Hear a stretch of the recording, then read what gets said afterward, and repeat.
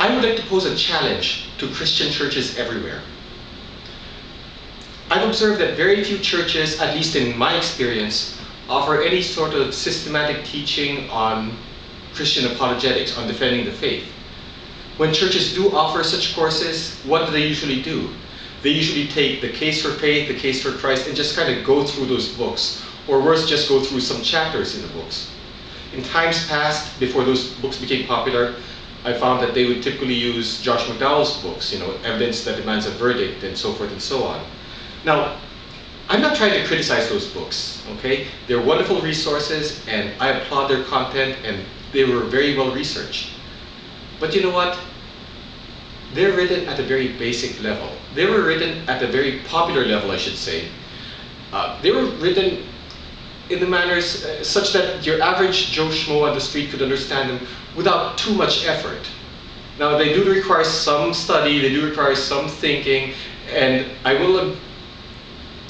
do commend them for the level of detail that they provide, as well as the systematic thinking that's exhibited in these books. But you know what? I think we need to raise the bar higher.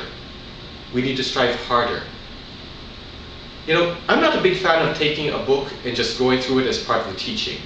I say that because, you may as well just read the book on your own if you're a diligent student. Now, I realize there's an advantage to having classroom discussion. I realize there's an advantage to having the accountability of being in the classroom, and that some people might need the instructor, the teacher or pastor or whoever, to kind of explain some things to them. I don't deny that. What I'm saying is that if you just take these books and go through them and make that the meat of your coursework, you're not giving them a whole lot more than what they can study on their own if they set their minds to it. I challenge churches to set the bar higher, to dig into materials that are not commonly available on church bookstore, on the shelves of church bookstores, to delve into some of the tough questions, to have people, have their church members step forward with the toughest questions they can ask and come up with the answers. Now, there are several reasons why churches don't often offer such things. One is because they're usually not familiar with some of the deeper, better, more challenging literature out there. Another is because they typically have a lack of qualified teachers.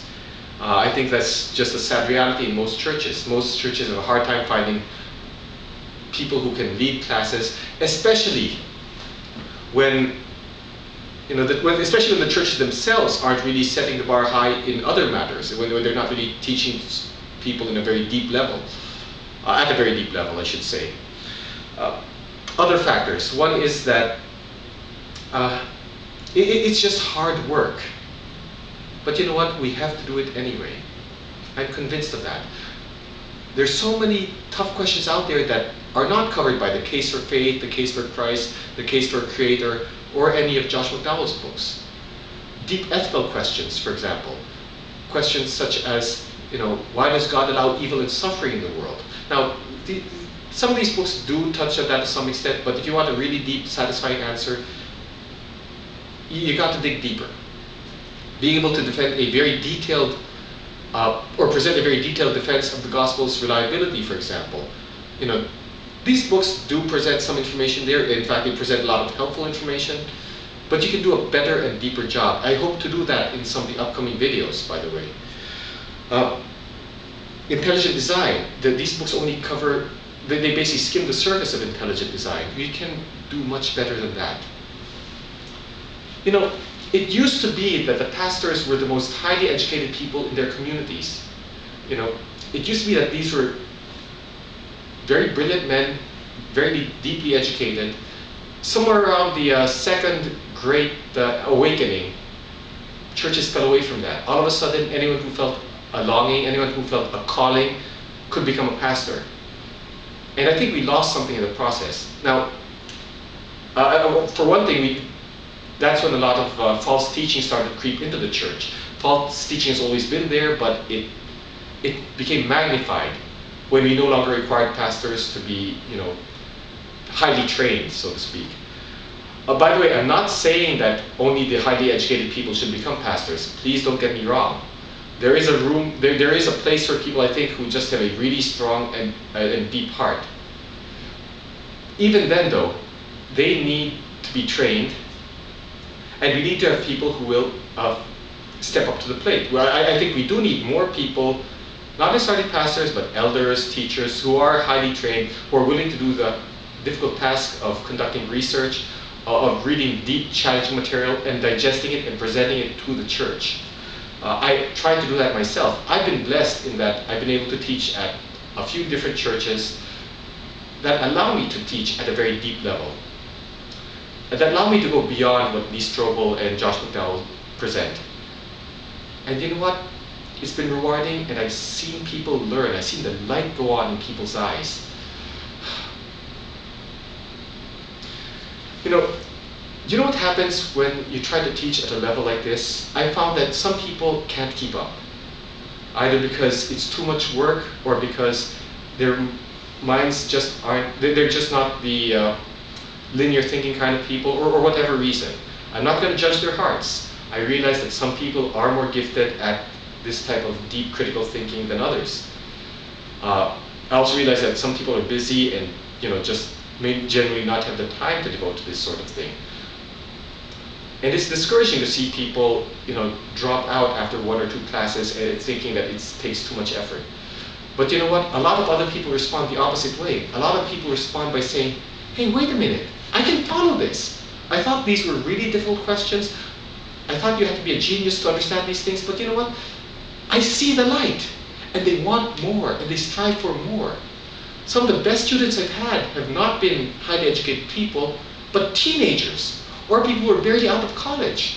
People who are just not necessarily brilliant, not necessarily highly educated, but who had a passion for the truth, and a passion for presenting the truth to skeptics, non-believers, or people who just perhaps had open hearts.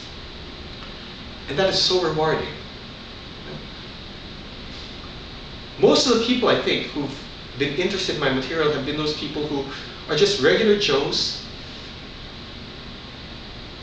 but they care about truth, and they want to present it in a systematic fashion, in an orderly fashion. They want to present deep answers, not just facile responses.